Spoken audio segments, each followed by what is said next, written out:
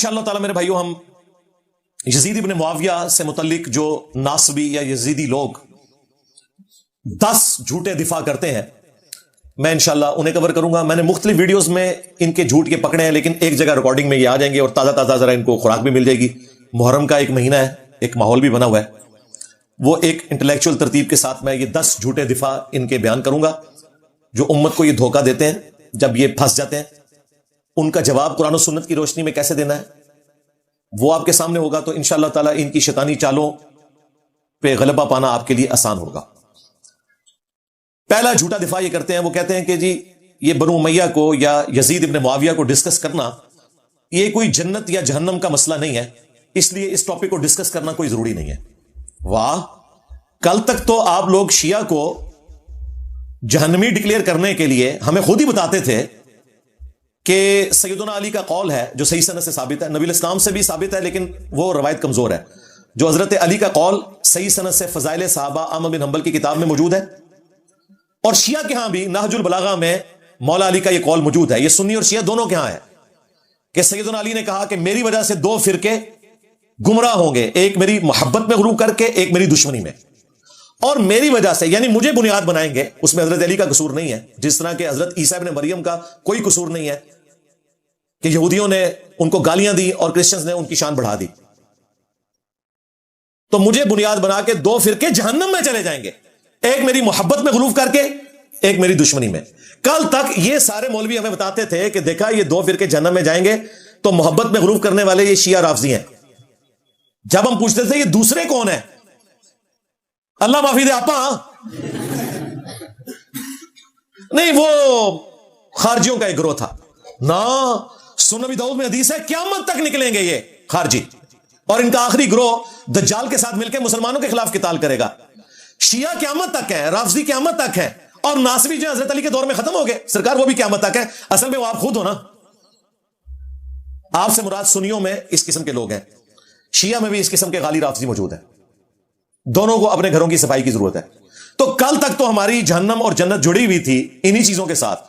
अब जब खुरा आपके घर भी निकल आया, तो अब आप कहते हैं कि जी इसका कोई हमारी जहन्नम या जन्नत के साथ है। बिल्कुल है जी, अल मुस्तदरक अल हाकिम में हदीस है, नबी इस्लाम ने फरमाया अगर कोई शख्स पूरी जिंदगी हजर अस्वद और मकाम इब्राहिम के दरमियान नमाजें पढ़ता रहे, खाना काबा शरीफ में पूरी जिंदगी, और रोजे रखता रहे, लेकिन क़यामत के दिन अल्लाह ताला के साथ इस हाल में मुलाकात करे कि हम अहलुल बैत का बुग़्ज़ उसके दिल में हो, तो अल्लाह ताला उसे जरूर जहन्नम की आग में दाखिल करेगा। आप कह रहे हैं मसला ही कोई नहीं है, जहन्नम और जन्नत तो जुड़ी हुई है, ईमान जुड़ा हुआ है। सही मुस्लिम की हदीस, अली से मोहब्बत नहीं रखेगा मगर मोमिन, अली से बुग़्ज़ नहीं रखेगा मगर मुनाफिक। हां, अगर आप ये समझते हैं थ्योरेटिकल बातें हैं, तो जनाब मुहर्रम का महीना शुरू हो चुका है। आप किसी सुन्नी को ये हदीस भेज दें मुस्लिम शरीफ की, अली से मोहब्बत नहीं रखेगा मगर मोमिन, अली से बुग़्ज़ नहीं रखेगा मगर मुनाफिक, आगे देखें वो फुदकता कैसे है। या किसी सुन्नियों की मस्जिद में, बरेलवी हो, देवबंदी वाले हदीस हो, एक चार्ट पे ये हदीस लिख के नीचे लिखे सही मुस्लिम 240 लगा दें, शाम तक वहां हंगामा ना खड़ा हो, मुझे पकड़ लीजिएगा, आपको पता चल जाएगा। लेकिन यही जाली रवायत बना के हजरत अबू बकर, उमर, उस्मान के बारे में लिख के लगा दें बगैर वाले के, कुछ भी नहीं होगा। यह लिटमस टेस्ट है, आपको पता चल जाएगा कि इनके अंदर किस कदर गैर महसूस तरीके से नासबियत आई हुई है। वो होता यह है कि इंसान को अपनी बुराई नजर नहीं आती, उसने चश्मा दूसरा लगाया होता है। तो अल्लाह के फजल से हम दोनों को आड़े हाथों लेते हैं, खा वो राफदी हो शिया में मौजूद या नासबी हो सुन्नियों में मौजूद, बरेलवी देवबंदी अहले हदीस के अंदर। झूठा दिफा नंबर 2, ये अक्सर उलमा ना रोब डालते हैं। हमारे जो बुजुर्ग हैं तारिक जमील साहब, उन्होंने भी, हालांकि उन्हें सब कुछ पता है, और मेरी उनके साथ कई एक पर्सनल डिस्कशन है बनु उमैया के ऊपर, मैं वो बताना नहीं चाहता, उन्हें सब कुछ पता है, लेकिन जाहिर है कि दिलेरी दिखाना हर बंदे का काम नहीं है। उन्होंने भी एक पॉडकास्ट में ना ये आयत कोट की जो ये सारे सदियों से कोट कर रहे हैं अपने बनु उमैया के बाबों को बचाने की खातिर, तिलका उम्मतुन कद खलत लहा मा कसबत वलकुम मा कसबतुम वला तुसअलूना अम्मा कानू यअमलून, कि वो एक उम्मत थी गुजर गई, उनके लिए उनके अमाल, तुम्हारे लिए तुम्हारे अमाल, तुमसे नहीं पूछा जाएगा कि उन्होंने क्या किया। तो कहते हैं हमसे कहां पूछा जाएगा ये कि वो क्या करते थे, हमसे कोई क़यामत के दिन इस किस्म का सवाल नहीं होना। और आयत को मिस कोट करते हैं। ये आयत पूरे कॉन्टेक्स्ट के साथ 2 दफा आई है सूरतुल बकरा में, पहले पारे के बिल्कुल एंड पे। वो कॉन्टेक्स्ट देखें क्या था। कॉन्टेक्स्ट ये था कि यहूदियों का यह अकीदा था कि हम इब्राहिमी हैं, हमें यह निस्बत काम आ जाएगी। नसरानियों का भी यह कहना था हम इब्राहिमी हैं, हमें यह निस्बत काम आएगी।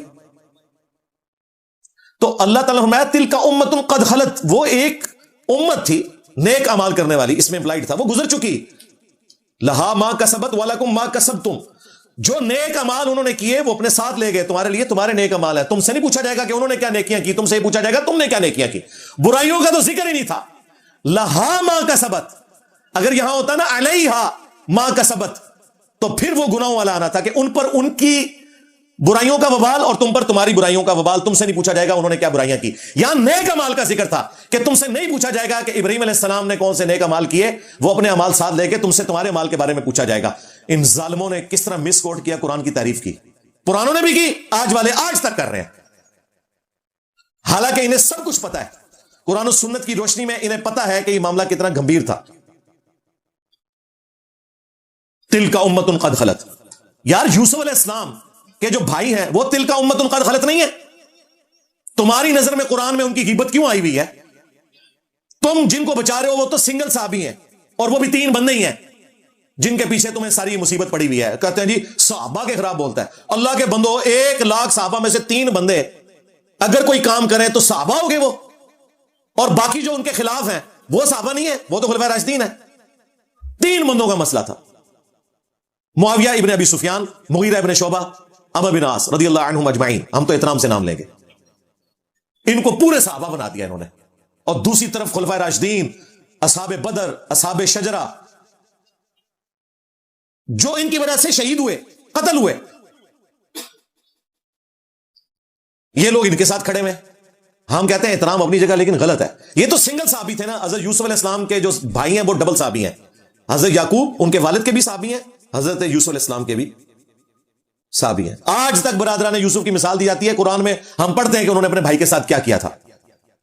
تو یہ غیبت ہوگی، اللہ کو نہیں پتا تھا تلک امت قد خلت، اللہ نے قرآن میں اس لیے نازل کیا تاکہ آنے والے لوگوں کے لیے عبرت ہو۔ ہمارے باپ کی غلطی اللہ نے 7 جگہ ذکر کر دی، اور سورۃ الاعراف میں یہاں تک کہا کہ ہم آدم علیہ السلام کی غلطی اس لیے بیان کر رہے ہیں تاکہ اے اولاد آدم دیکھنا تمہارے ماں باپ کو جس طرح ورگلا دیا تھا شیطان نے، تمہیں نہ ورگلا دے، ان کے کپڑے اتروا دیے تھے شیطان نے، یہ بھی الفاظ ہے۔ تو کیا حضرت آدم علیہ السلام تلک امت قد خلت نہیں تھے؟ جی تاریخی باتیں، اور جناب قرآن میں بھی تاریخی لکھی ہوئی ہے، تاریخی باتیں نہیں حدیث کی کتابوں میں ہے، قرآن میں جو تاریخ آئی ہے اور بخاری مسلم میں آئی ہوئی ہے تاریخ، وہ صرف تاریخ نہیں ہے، وہ حدیث ہے، حدیثوں کے ساتھ ذکر ہوئی ہوئی ہے۔ یہ 2 نمبریاں کر لینا چھوڑ دیں۔